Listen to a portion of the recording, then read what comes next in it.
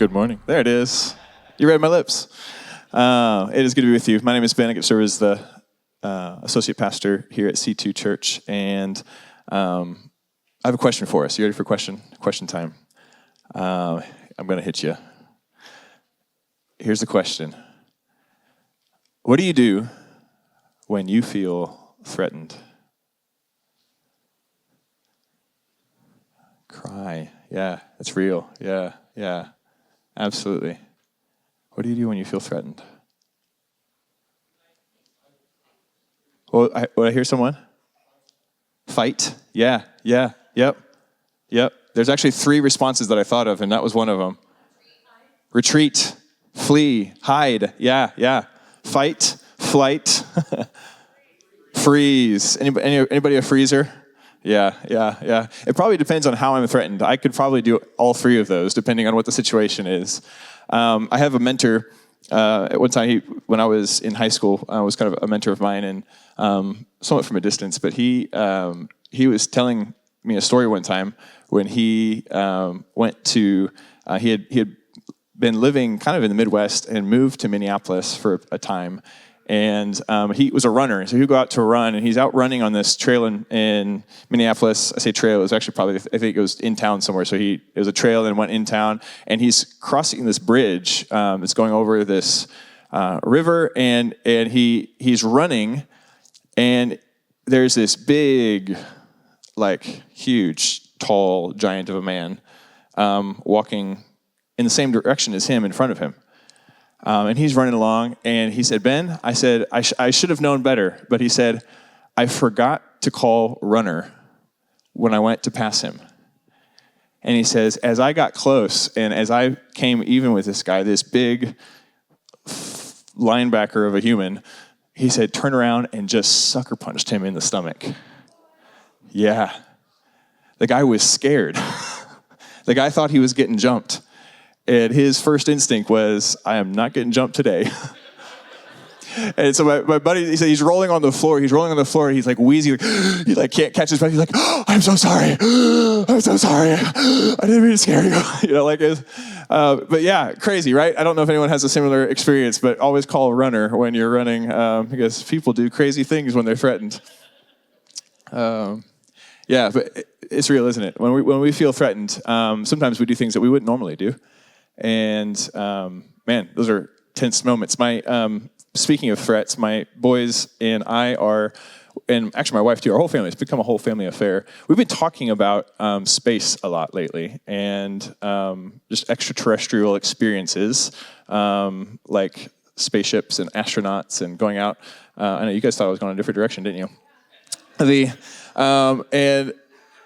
So actually the other night, I don't know if anyone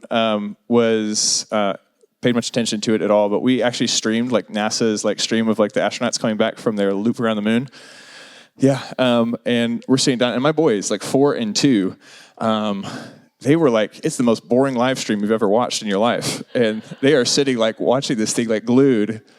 And Lyle, our oldest, he was like asking all these questions about space, and so he's just like, right now, space and astronauts are like the thing. That and bees are the other thing.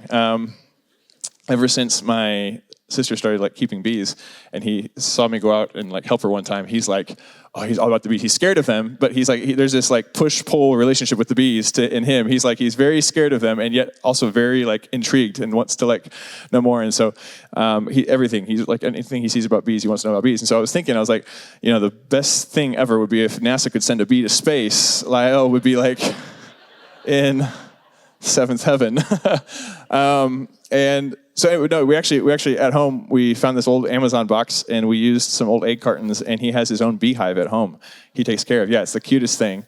And we made bee suit for him out of another cardboard box, cut the side out, so he wears it on his head. And then we like duct taped a white garbage bag around it that goes over him. He's got handholds. And so him and his brother walk around, and they look, it's funny, it's actually a blend of the two, because it's like their own bee suit, but they totally look, now that I'm sharing this, this is probably not the most safest thing to put my child into, but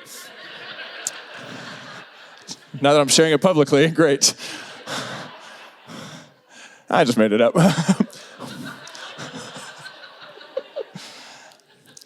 they're like walking around caring for this beehive, and they look like this mix of like an actual beekeeper and some kind of alien life form, and like box head, like being very careful. Anyway,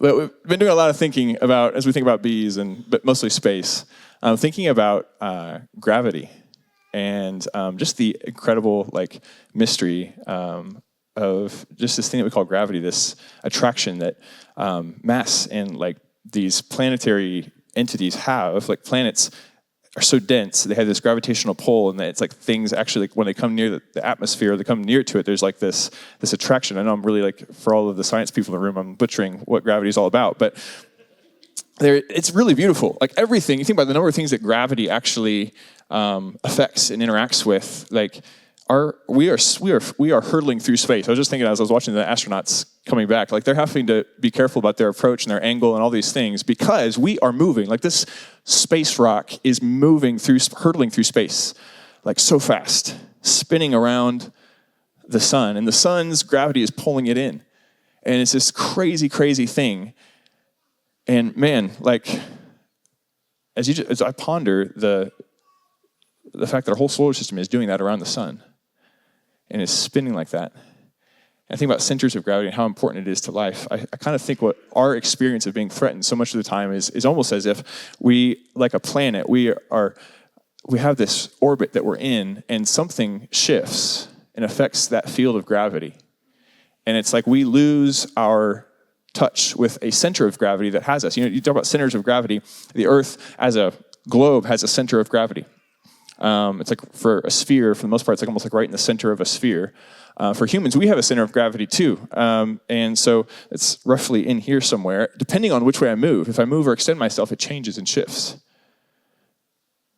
And the center of gravity, my center, what my whole being is centered on, and its relationship to my body as a whole, affects my well-being. It affects whether I'm like vertical or whether I end up flat on my face, doesn't it? Right? I don't know if we have any soccer fans, but Messi was always a favorite soccer athlete of mine growing up. I was a Barca fan, not because I really wanted to be, but because I got to El Salvador. I lived there for a year, and they said, you're either Barca or you're Real Madrid. And I flipped a coin and chose Barca. But Messi, one of the great things about his body structure, they said he was so quick on his feet, he could do so much because he just had this low center of gravity. Like he was hard, he could do a lot of things because his center of gravity was like low to the ground, and so the whole top of him could be moving everywhere, and he's staying grounded. And for many of us, when we become threatened, it's as if there is a center in our life. There's something that is like an anchor. And typically when we're threatened, it's not us actually directly being threatened, but oftentimes it's a center of gravity for us that is being threatened. And if you can just imagine for the world, if the center of gravity, the sun, were to suddenly shift and change, if we lost that center of gravity, what would happen to us? Right? To find another center of gravity to get thrown into. I don't know. Anyway, I want us to read a story today. It's in the book of 1 Samuel. It's a story of destabilization. That's the way I think about it. Because for many of us, when we are threatened, when we become destabilized, when our world starts to shift and teeter, when we lose our center of gravity, for many of us, the thing that comes out is fight, it's flee, it's freeze. It's typically not honor and devotion, which seems kind of a funny thing to talk about being threatened. But actually, I believe in this story of destabilization, we're actually going to see those two things emerge, where there should be fighting, freezing, or fleeing. It's actually honor and devotion that comes out of this experience of threat. We're in the book of 1 Samuel, chapter 24. We'll be kind of skipping around 24 and 25. This is where the story is located. Just to give some context, in the very beginning, in the scriptures themselves, the scriptures start in Genesis with the story of God creating a world. Humans screw it up. We create a hell out of God's heaven on earth. And so God, in an attempt to rescue humanity, sends them out of the garden and promises that he's going to find a way to bring them back together. There's several genealogies which tell us that basically all of humanity is connected to one another as siblings. We're actually siblings. We're related to one another. We're part of a family, but that family gets fractured through fear, through redefining right and wrong to do what we want, we experience fear, division, contempt for one another, violence, and death outside of the good place of God's presence. And as the nations spread out, God makes a promise, I am going to bring this whole broken family back together again. And he calls one group, one man who becomes a nation, one family, to be his partner in getting all the siblings back together again. And so this story unfolds, and he says, I promise you, I'm going to bless you so that you can bless all your siblings. That's going to be the whole point of this thing. And so he starts to do this, but this nation, just like all the other nations and just like humans in general, keeps kind of failing, keeps screwing things up. And so God in his grace continues to work with them and corrects them and then has grace for them. It's kind of this like, this whole story has all these ups and downs. You're like, is this ever going to happen? You have these moments of like hope, guys like Noah who do things right, and like humanity like is saved through the waters, and you guys like Moses who brings the people of Israel out of slavery in Egypt. God's chosen people. God brings his people out of slavery and into what he says, I'm promising you a land and a place to be. If you'll just listen to my voice, if you'll obey me, if you live the way I want you to live, this land will be yours and you'll be a light to the nations from this land. But they come into the land and turns out they want to do things their own way.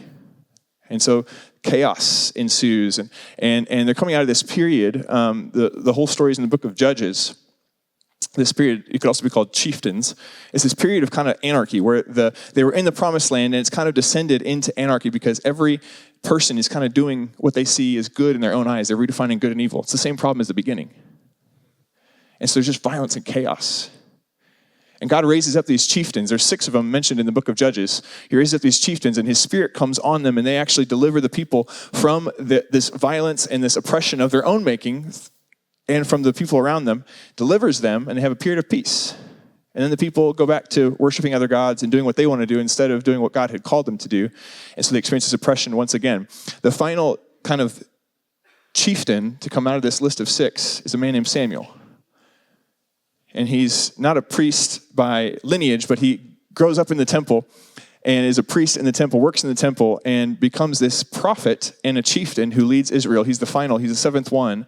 And this is the place where we come to, where God, eventually the people say, you know what, we don't want another chieftain like you, Samuel, because we're experiencing this cycle of like just people doing bad things. Your sons are the ones who are going to lead this country next, and man, we don't really like them very much. They don't really do a very good job, and so we want a king. We want all the other nations around us have a king. We want a king. So Samuel says, "Man, you guys, this is going to be a bad idea. You want to be like all the other nations around you? That was exactly the thing you're not supposed to be. You're supposed to actually be different so that you can bless the nations around you." But God says, "Whoa, Samuel, like they're rejecting me, not you. Check yourself, right?" And then he says, "And actually, I'm going to use this. I'm going to use this." And so Samuel anoints the first king of Israel, who was a giant named Saul. It actually says that he stood about a foot taller than every other, or a head taller than every other Israelite. Scholars say the average height in Israel at that time was probably around 5 foot, somewhere like upper 4 foot, 5 foot. So it's possible that Saul was as tall as 6'1", 6'2", 6'3", and he's like a head tall. He's a giant compared to all the Israelites. He's a big dude. And everyone thinks he's the guy. His name actually means the one asked for. They asked for a king, and they get their first king, Saul. He's the one who is asked for. But it turns out that Saul's center of gravity was not God and God's purposes, but Saul's center of gravity was himself. And so Saul becomes this icon of this king who is anointed by God to bring deliverance, but then everything becomes about him, and pretty soon he's the very one disobeying God and disregarding God. And so Samuel shows up to Saul and says, "Listen, you're about to lose the kingdom, man.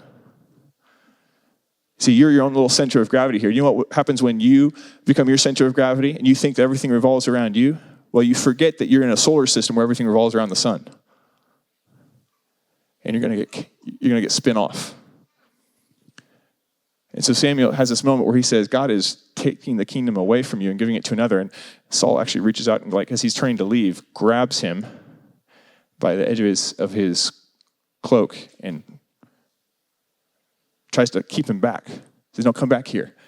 And it rips off the corner of Samuel's garment. And Samuel turns around and he says, "Just like you've ripped off this corner of my garment, God has ripped away the kingdom from you. He's giving it to another one after his own heart." And from this point on, the king of Israel, the leader, the most powerful man in the land, is a man who is insecure and looking for who it is that's going to threaten his rule and his kingship because he's the center of his world. Samuel will go from there as God's prophet. Samuel will go and anoint a shepherd boy by the name of David as the next king of Israel. God has his hand on this boy, who will then go on to challenge a giant, someone that the giant king of Israel should have been confronting himself. David, as a small shepherd boy, confronts the giant Goliath and saves Israel. Go from this moment, David becomes famous as he grows. He actually comes into the king's service. He becomes one of his soldiers, and he becomes, famous in the land. He's one of Saul's best soldiers. He actually begins to command men in Saul's army, and he's one of his best soldiers. But how many of you know that, sometimes the gifting of one becomes a threat to another, and pretty soon Saul is so envious of David that he tries to kill him before David knows that he's on the run, rejected by the very man he's been serving and protecting. And this is where we find David. David is on the run from Saul. He's got this group, this ragtag group of about 600 men. It says that they were the troublemakers. They were the ones who had been kind of pushed to the margins of the system of Israel in the day. They were the ones who either for their own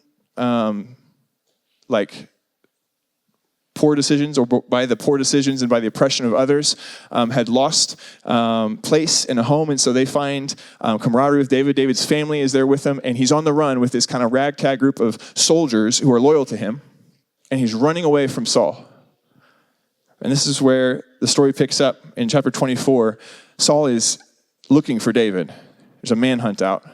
David is the enemy, and Saul is trying to kill him. And so David's running, and he comes to this wilderness, and King Saul is looking for him and is hunting him through this wilderness. And there's all these caves, and at some point Saul needs to relieve himself, so he goes into this cave, and he doesn't realize that the cave that he just happens to walk into is the cave where David and his men are hiding. And he walks in here, and David's buddies are kidding him, dude, David, this is the chance. And we find here this word that God gave David that isn't actually recorded here, but his buddies tell him this is what God meant when he said that one day God will put your enemies in your hand and you can do what you want with them. This is the moment. It's God gave you a word and it's being fulfilled, David. It's kill the guy. This is your moment. This is the way every kingdom throughout the whole world is established, is by the one who is the one being oppressed and the one who is just by actually taking the kingdom and killing the oppressor, right? And David creeps up to Saul, and sneakily, how he does this, I don't know. I'd love to see this, how this happened, the videotape, how this happened in real life. He cuts off the corner of Saul's garment and comes back. And it says, the scriptures say that he felt so convicted by the fact that he had cut the corner of his king's garment that he said to his men, he said, do not lay a hand on that man. He said, who am I to touch God's anointed? He says, I will not do it. Saul leaves the cave. He doesn't let his men touch King Saul. King Saul leaves the cave, and this is what David says. He comes out with the corner of the garment in his hand. It says, afterward, David also rose up, verse 8 of chapter 24. David also rose up and went out of the cave and called after Saul, my Lord, the king. When Saul looked behind him, David bowed with his face to the ground and did obeisance. David said to Saul, why do you listen to the words of those who say, David seeks to do you harm? This very day your eyes have seen how the Lord gave you into my hand in the cave, and some urged me to kill you, but I spared you. I said, I will not raise my hand against my Lord, for he is the Lord's Messiah. He is the Lord's chosen one. See, my father, see the corner of your cloak in my hand. For by the fact that I cut off the corner of your cloak and did not kill you, you may know for certain that there is no wrong or treason in my hands. I have not sinned against you, though you are hunting me to take my life. May Yahweh judge between me and you. May Yahweh avenge me on you, but my hand shall not be against you. As the ancient proverb says, out of the wicked comes forth wickedness, but my hand shall not be against you. Against whom has the king of Israel come out? Whom do you pursue? A dead dog? A single flea? May Yahweh therefore be judge and give sentence between me and you. May he see to it and plead my cause and vindicate me against you. Listen to what Saul says next. When David had finished speaking these words to Saul, Saul said, "Is this your voice, my son, David?" Saul lifted up his voice and wept. He said to David, "You are more righteous than I, for you have repaid me good, whereas I have repaid you evil. Today you have explained how you have dealt well with me, and that you did not kill me when the Lord put me into your hands. For who has ever found an enemy and sent the enemy safely away? So may Yahweh reward you with good for what you have done to me this day. Now I know that you shall surely be king, and the kingdom of Israel shall be established in your hand. Swear to me, therefore, by Yahweh, that you will not cut off my descendants after me, and that you will not wipe out my name from my father's house." So David swore this to Saul. Then Saul went home, but David and his men went up to the stronghold.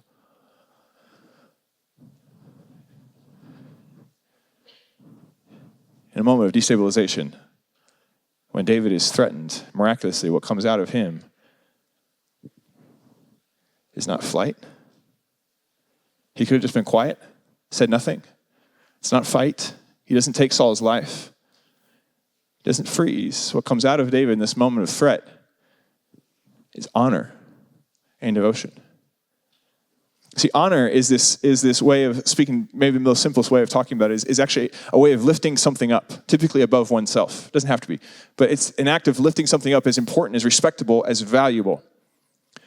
Devotion might be best understood as committing to something in love, committing to something or someone, clinging to, being joined to. That might be the easiest way of understanding it. You have honor, lifting up, devotion, clinging to, committing to. And in this moment, David honors Saul, one, obviously, by not killing him. Fairly honorable. But he lifts him up and actually still refers to him as king, the rightful king. Holds him up. I will not touch him because he's up here. God has anointed him. He's the king, off limits. And then beyond that, David actually blows my mind. He calls the man who's trying to take his life his father. Like, he says, as a son, you've been like a father to me, and I still call you father. I'm devoted to you. I'm committed to you. He calls him out. He speaks truth, but in honor and devotion. Like, Saul, I'm on your side. You're the king. I will not take this kingdom for myself. And I'm on your side. It's fascinating. Is the very next verse, the beginning of chapter 25, verse 1. It says this, "Now Samuel died, and all Israel assembled and mourned for him. They buried him at his home in Ramah. Then David got up and went down to the wilderness of Paran." And that's all it says about Samuel. And one would think for the seventh chieftain, the prophet, the priest of Israel at this time, one would think that Samuel's passing would get a little bit more than a single verse. Mentions him once, and then it moves on to another story. It's funny, this verse, the single verse, 25 verse 1, it's almost like a center of gravity of its own. The two stories, the story before and the story after, I think are meant to be held in parallel to one another. And this is kind of the hinge between the two. This is what happens in the very next story. It might be headed in your Bible as David and Abigail. In the very next story, David and his men are in the wilderness of Paran. They're tired and hungry. They've been out in the middle of kind of no man's land. And while they're doing it, it seems that they actually have been busy, they're soldiers. And so instead of actually going around and pillaging different farmers and ranches and things like that, different places where they could just go and, they could use their swords and they could go in and take whatever they want for themselves. And actually most rogue militant groups have done this for years and centuries in not just the Middle East, but throughout the world. It was very normal for, if you were a soldier by trade, you're not a farmer, the only thing you know how to do really well is to use the sword and kill people and threaten people for your sustenance. And typically you're paid by a king. And so that's where you get your revenue and that's where you provide for yourself. But for soldiers and leaders who are on the run from the established king, typically the only thing you can do is go out and just raid places and get it that way.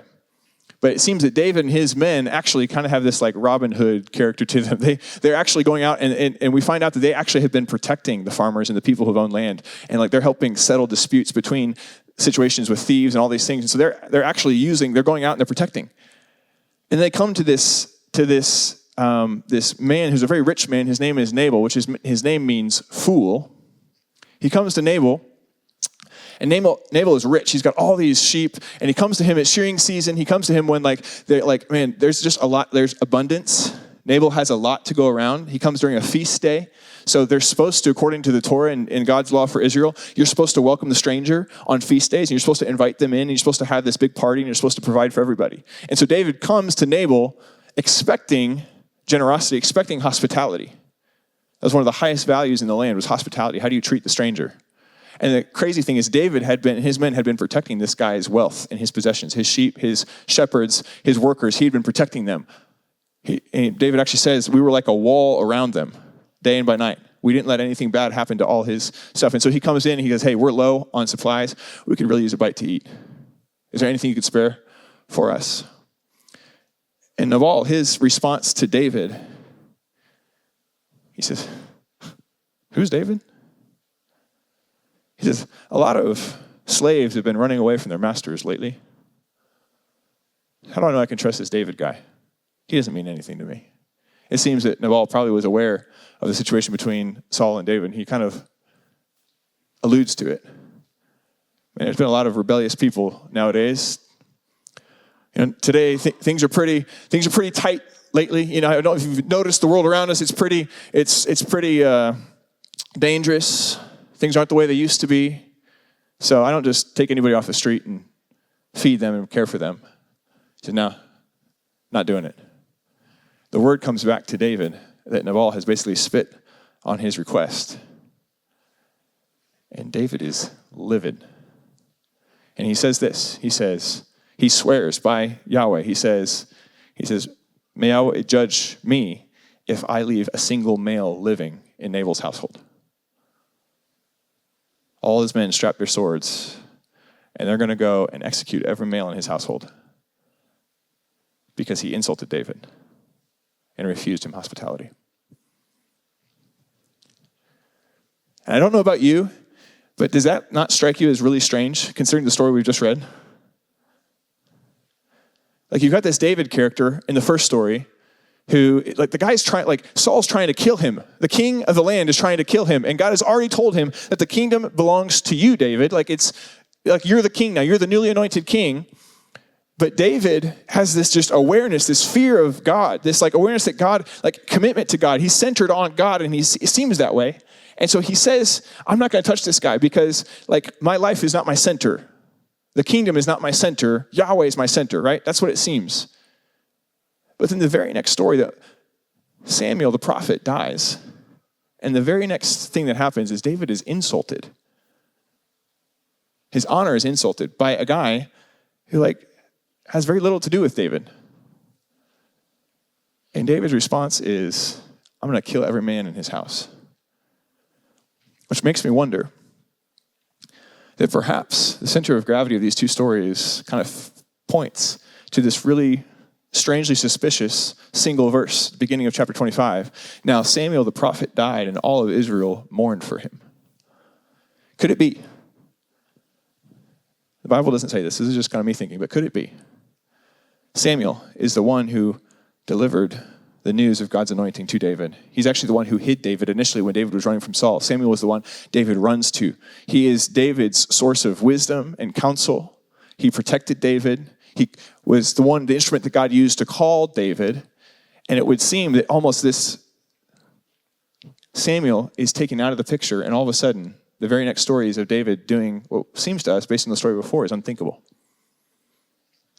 It makes me wonder if perhaps David's center of gravity, I like to believe that it was Yahweh, and perhaps it was, but maybe there was another gravitational pull that was actually centered around who Samuel was to David. And maybe with Samuel out of the picture, all of a sudden David is spinning out of control. There's been a shift. There's been a destabilization because Samuel, standing next to God, so to speak, was kind of the one who was the grounding, comfort and source of wisdom in David's life. And now it's gone. What do I do? And for many of us, I think life itself might be this journey of learning that some of the things that are our centers of gravity, albeit they're good, they're really not appropriate to be our ultimate center of gravity. And if those good things become the center of our gravitational orbit, then we're only as good as our centers of gravity.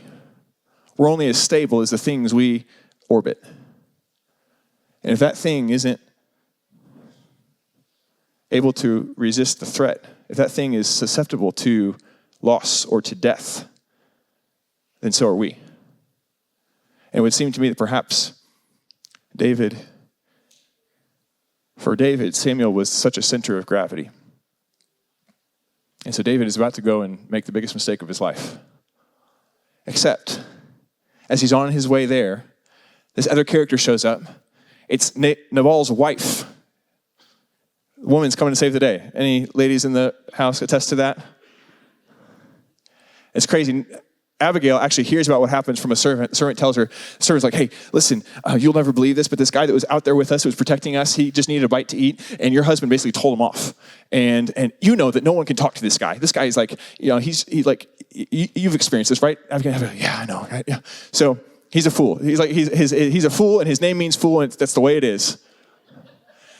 And so Abigail says, all right, here what we're going to do. She packs up all of this provision, this food, sheep, all these things. He sends all of this food on ahead of her. She comes on a donkey behind this provision that she's sending out ahead of him to meet David. And she goes and sends this to David, and she goes and meets him. And this is what it says in verse 25, or chapter 25, 1 Samuel 25.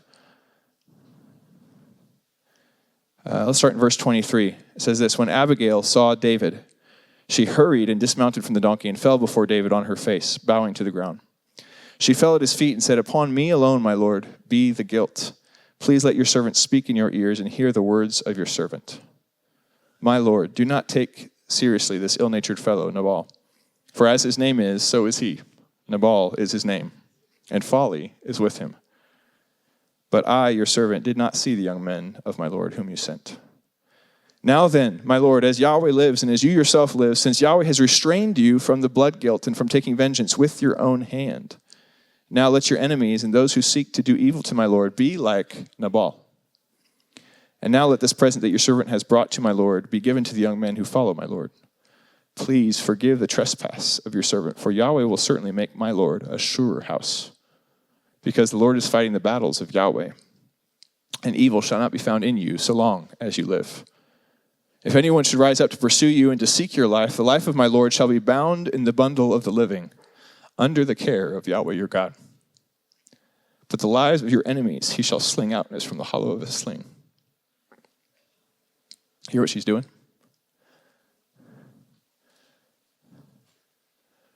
You remember, David, when, you see, like right now, you fight the Lord's battles. But you remember there was a time when Yahweh fought your battles, when you were too small to fight battles. She says, so let your enemies be like that moment. God's going to keep you. He's committed himself to you. He's devoted to you. He's got you in the bundle of the living. He has bound you there. But all your enemies, may they be like a stone put in the sling, slung out from you.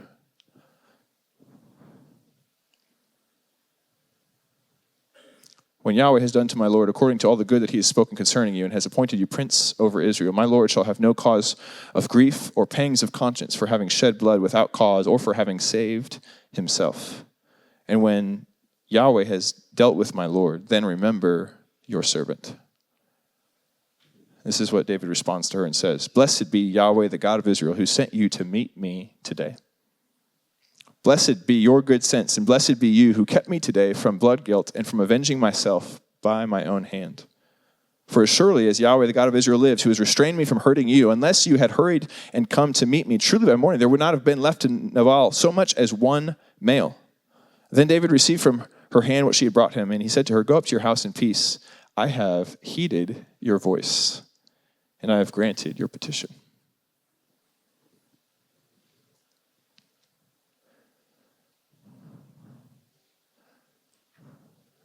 Who in the world is Abigail? Right? I mean, you've got these two men. I think, according to our perspective of the story, David seems to be more in the right than Nabal. I think Abigail would probably agree.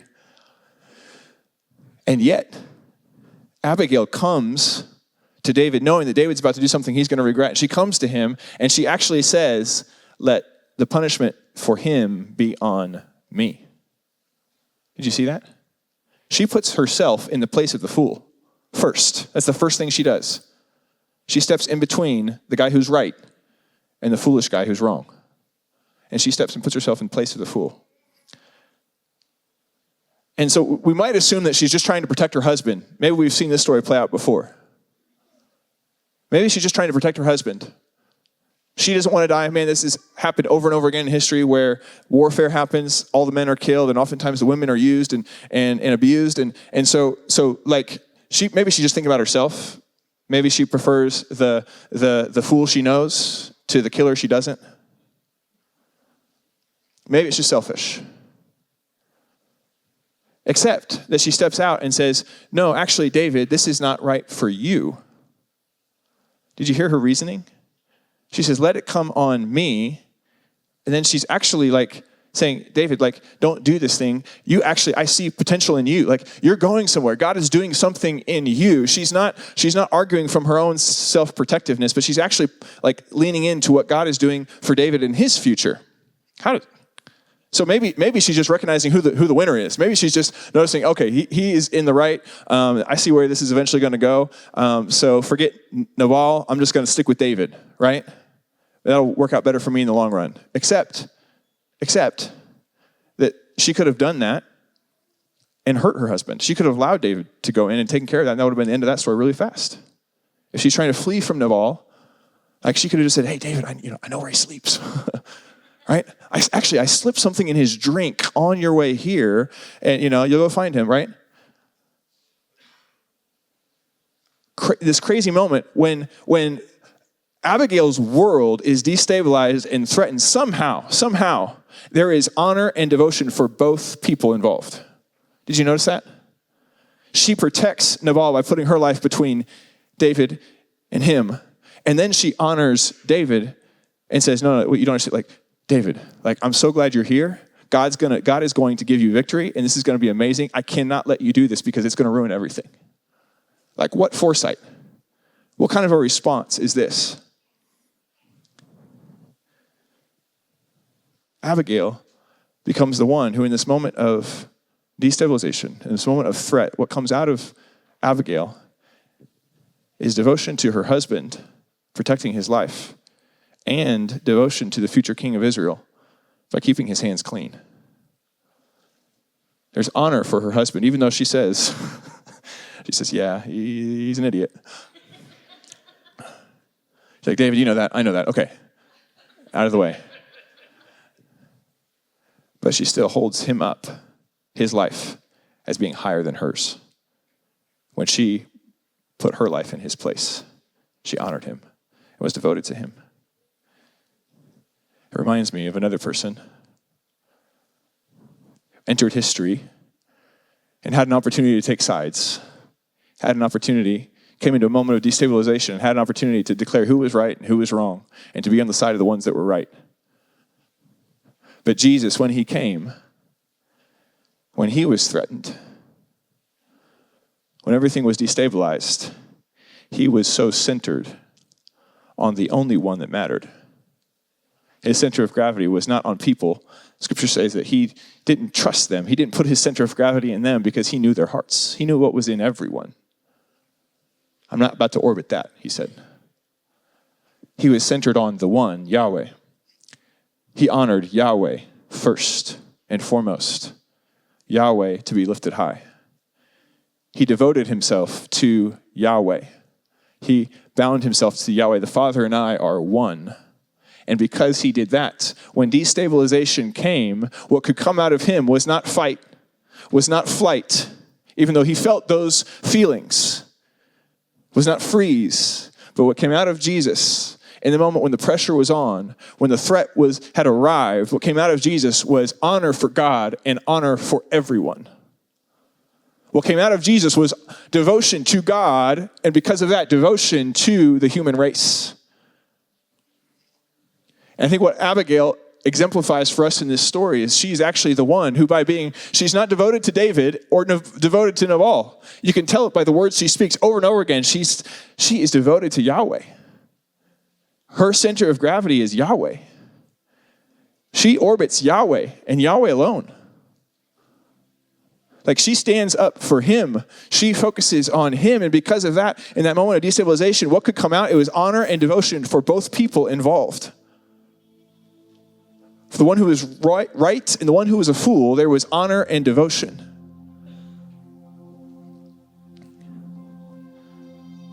It's almost like Paul's words.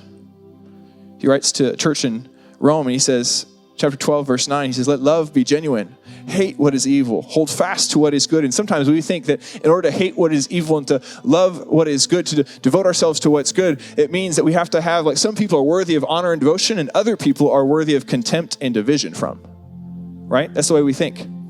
If we're going to be about truth, then it means that some people who don't believe that truth are worthy of contempt. I'll look down my nose at them. There's people who are honorable. I hold them up. There's people who are worthy of contempt. I look down at them. There are people I devote myself to, committed to, and there's people that I divide myself from, I distance myself from. But Paul says, let love be genuine, hate what is evil, hold fast to what is good, love one another. There's our one another. Love one another with mutual affection. A more literal translation of this says, devote yourselves to one another in brotherly love. Outdo one another in showing honor. There it is. Do not lag in zeal. Be ardent in spirit. Serve the Lord. Rejoice in hope. Be patient in affliction. Persevere in prayer. Contribute to the needs of the saints. Pursue hospitality to strangers. Verse 14, bless those who persecute you. Bless and do not curse them. Rejoice with those who rejoice. Weep with those who weep. Live in harmony with one another. Do not be arrogant, but associate with the lowly. Do not claim to be wiser than you are. Do not repay anyone evil for evil, but take thought for what is noble in the sight of all. If it is possible, so far as it depends on you, live peaceably with all. Beloved, never avenge yourselves, but leave room for the wrath of God, for it is written, vengeance is mine, I will repay, says the Lord. Instead, if your enemies are hungry, feed them.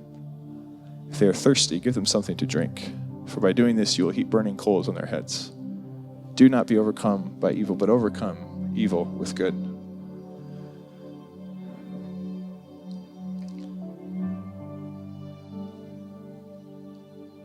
This is what Abigail does for David and for Nabal. And at the end of that story, she goes to her husband and shares honestly what she did. And it says he became like a stone. Whether this means that he just gave her the silent treatment or he just actually had some kind of a stroke or something and couldn't respond, we don't know. 10 days later, it says that God struck him and he died.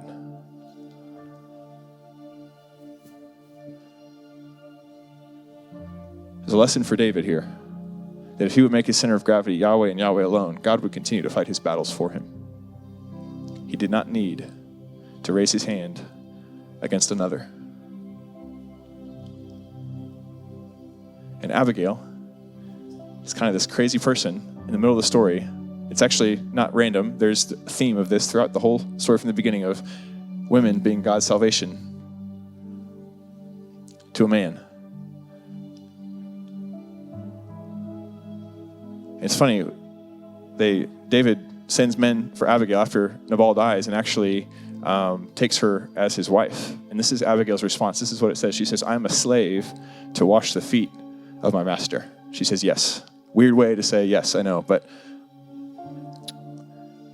it's not so weird if you think about this, that of all the places that foot washing is mentioned in the Bible, the whole Bible, Genesis to Revelation, there's a handful of times foot washing is mentioned, and most of the time it's a person washing their own feet. Someone's given water to wash their own feet, because for anyone else to wash another person's feet is like the lowliest thing you could do. It's horrible, it's disgusting. Only a foreign slave in Israelite culture was allowed to do that.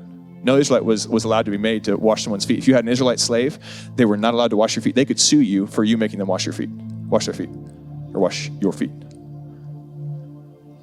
And so most people there's only a handful of times it's mentioned, foot washing is mentioned in the Bible, but there's only, every time that foot washing is mentioned is people washing their own feet, except for two moments. Except for two moments in the whole scriptures. You know who it is? It's Abigail washing David's feet, and Jesus washing the feet of his disciples. Only 2 times. Everyone talks about Jesus being like David. But man, Jesus is a whole lot like Abigail.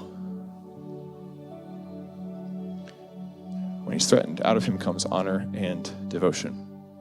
And I wonder about us. You know, our lives, a box of rocks here. We just talked about this in youth ministry, that oftentimes God puts us in community together, almost like polished rocks. You ever seen polished rocks at tourist attractions? Places, I don't know, I've been to a couple places throughout the United States, and I feel like at every place there's tourism, there's these polished rocks. I don't know why it's such a thing, but anyway, maybe it's something out of the ground that's from that place, I guess. But do you know how they polish rocks? You know how they make rocks look really smooth and shiny? They don't just come out that way. There's actually these little like dryer tumbler things, right, that you can get, and you can put in rocks like this, and you get rocks, and you put them in this tumbler, and I don't have one, so I'm just kind of using this box of rocks as an example. But what happens is it like turns over like a dryer, right, and does this for a long time. And what happens over time is these rocks are like bouncing off one another, and slowly they're knocking the edges off. The rough parts are becoming smooth, until at some point you have these like rocks that are like really beautiful to look at and pleasing, so much so that people will pay money for them. And sometimes I wonder if the conflict in our lives that we experience is actually an opportunity. It's God putting us in his tumbler, so to speak. That this community is actually a community meant for things like David, Nabal, and Abigail. It's a community meant where people come together, and because we're different, because we see things differently, when we're together and we're concentrated like this, we're going to bump into one another. There's going to be conflict. There's going to be opportunity for contempt, and there's going to be opportunity for division, except that if we recognize that we're in God's tumbler, that in him we live and move and have our being. And if we stay in him, we stay devoted to one another. And every bump, every scrape is an opportunity to honor one another with our words and to lift one another up, to put the needs of someone else above our own, and to continue to be devoted to one another. So that when we're threatened, what comes out of us is not contempt and division pushing away. But when we're threatened, what might come out of us, because our center is on him, and we're focused and obsessed with being in his tumbler, what comes out of us is actually honor and devotion for the other. Because if you honor the one, you honor all. And if you're devoted to the one, you are devoted to all. It's not a zero-sum game.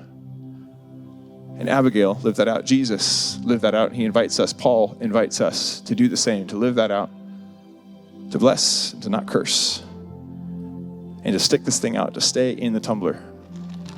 Don't leave the tumbler of community. We get offended. We see people who don't like their ideas. We don't like the way they do things. And we start to use language of contempt. I can't believe that person. I can't believe. Instead of perhaps just lamenting, and then using it as an opportunity to show honor, to hold them above ourselves, and to devote ourselves to them, to bind to them. Remember that we're in this together. Like this is a Jesus thing. This is not a me thing. We've been called. And eventually, over a long period of time, we're going to become something of a polished rock. But our center, we are grounded. Our center of gravity is on Jesus and him alone. I don't know where you're at. I'm going to pray. But if perhaps you're in a moment where there's a center of gravity that you're finding is not quite as strong or invincible as you thought, could I maybe just suggest to you, could Abigail suggest to you, could Jesus suggest to you that the only way to be centered in this life is actually to be centered on the one who is never threatened, who's beyond threat. And if you'll center your life on him, everything else, every other planet in your solar system will come into alignment. Doesn't mean it'll be easy. It was not easy for Abigail. I'm sure it wasn't easy for Jesus. But he will draw you to himself. Honor and devotion are kind of like gravity that way. They tend to draw what's on the outside in. Whereas contempt and division tend to push what's on the inside out until there's nothing left. So could I maybe just encourage you this moment? I'm going to pray. If there's a situation or maybe a person or maybe you yourself are realizing I need to say yes and enter let the gravity of Jesus draw me in. to himself, then this would be a great moment to do that. Amen. Let's pray. Father, thank you so much for your love for us. Thank you for your goodness. Thank you that you have never stopped reaching out to us. Just like the gravitational pull of the sun, you have been leading us and drawing us to yourself. Help us to say yes to you. Father, if there is a center of gravity that we have been trusting in, if there's a way we feel threatened, then God, I pray that you would allow us to just pay attention. If we notice contempt or desire to distance ourselves from a person or from people, Jesus, I pray that you in your mercy would help us to see that red flag, would help us to see that it's like the check engine light, and to respond to it by embracing honor and devotion, by lifting the other up above ourselves, and by clinging to and committing ourselves to the other and not walking out. Give us your spirit. Make us one as you are one. Help us to see like Abigail, that when we're bumped, that honor and devotion spill out. And bless others in our life, those who are worthy of that blessing and those who are not. Jesus, we love you. Thank you for doing the same for us. It's in your powerful name we pray. Amen.